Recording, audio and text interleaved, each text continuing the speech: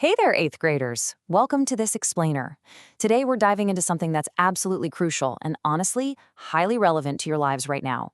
We're going to explore how you, yes you, have the incredible power to make a real, tangible difference in the world through active climate stewardship. Now, I know you might look around at all the environmental challenges we're facing today and think, well, I'm just a kid. I'm way too young to have an impact. But I am here to tell you that is absolutely not true. Climate action starts with small choices and big hearts, and your voice literally matters. So let's jump right in. Okay, here is our roadmap for today. We'll start with why climate care matters, then cover how to take action, check out some real student success stories, go over your action plan, and finish up with education, morality, and peace. Kicking things off with Section 1, Why Climate Care Matters. Our big idea really starts right here with this brilliant scripture from 1 Timothy. It says, "Don't let anyone look down on you because you are young, but set an example."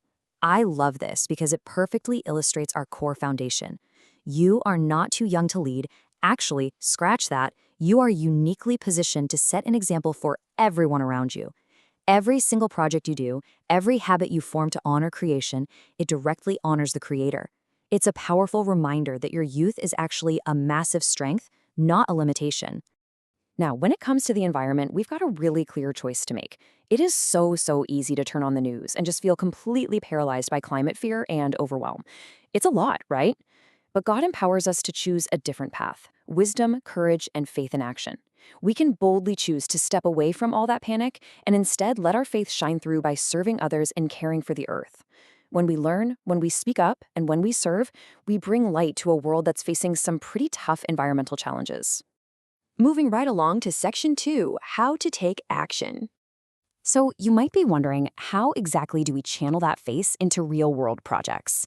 Honestly, taking action isn't complicated. It's just a structured process. Step 1, you simply identify a problem. Maybe your school uses way too much plastic in the cafeteria, or maybe they waste a ton of energy. Step 2, brainstorm solutions with your team. Could you start a recycling club, write letters to city leaders? Step 3, do your homework. Research your idea and build a rock-solid plan using real science and facts. And finally, Step 4, take action and share what you're doing.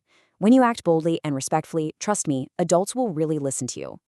And here's the really cool part. Going through these steps isn't just about helping the environment. It actively transforms you. Leading a climate project builds immense confidence. It sharpens your teamwork skills, and it totally enhances your critical thinking.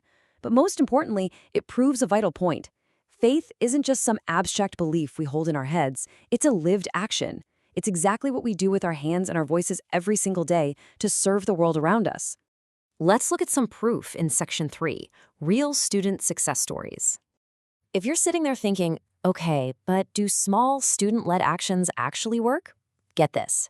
During a no-waste lunch challenge, a single classroom simply organized a campaign where students brought reusable containers instead of plastic bags. And the result? They reduced their daily waste by a massive 80%. That is an astounding drop, leaving only 20% remaining waste. It just goes to show how one simple, collective habit can radically change the footprint of an entire classroom. Or how about this one? This brilliantly illustrates what happens when students focus on energy. In a Lights Off campaign, students just placed simple little reminder notes near light switches throughout their building. The result? Overall school electricity usage dropped by a full 10% in just a single month. You know how massive a school's energy bill is, right? That is huge savings, all sparked by a few students with some paper and a really great idea. And it doesn't stop there. Here's another fantastic example. Partnering with their local city leaders, another dedicated group of students managed to plant 50 trees in a single year. They identified a need for more green space, they researched the right trees, and they worked directly with adults in their community to make it happen. This proves beyond a shadow of a doubt that your voice, your decisions, and your actions really do bring light to the world and create lasting change. Now it's your turn. Section 4, Your Action Plan. It is officially time for you to step up. I'm giving you a little homework, but I want you to really take this seriously. I want you to answer these 5 questions to map out your very own project. First, what is an environmental issue right there at your school or in your community? Second, describe a small climate action project you could do to fix it. Third, reflect on how acting on climate care reflects God's heart. Fourth, think ahead. What kind of challenges might pop up and how are you going to overcome them? And finally, name the exact person or group you're going to invite to help you succeed. Getting this down on paper is your first real step toward action. Finally, let's wrap things up with Section 5, Education, Morality, and Peace. Before we finish this explainer, we need to tie everything back to the deeper philosophy of why we're even learning this stuff in the first place. This biblical morality tip from Luke 16:10 reminds us, whoever can be trusted with very little can also be trusted with much. You see, caring for the earth isn't just about science, it is deeply about the heart. It starts with small, faithful actions, turning off a light, planting a seed, using less plastic, giving just a little bit more. By serving the planet in these seemingly small ways, we're ultimately serving the people who depend on it, and we're living wisely to worship the creator of it all.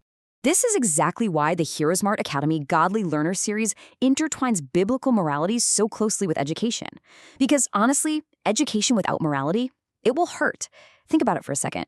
What is the point of being super smart and highly educated if we just keep making bad choices that hurt others and damage the world around us? True education pairs intelligence with a strong moral compass so we can actually heal the world, not harm it. Which brings us to a beautiful promise. Romans chapter 8 tells us that keeping your mind spiritual brings life and peace. And that's exactly what we see when people adopt this mindset. So let me leave you with this final thought. As you step out to take bold, faithful climate action, how will you use this spiritual foundation to not only heal the earth, but to secure your own lasting peace of mind? Think deeply about that as you build your projects. Thank you so much for joining me on this explainer. Now go out there and put your faith into action.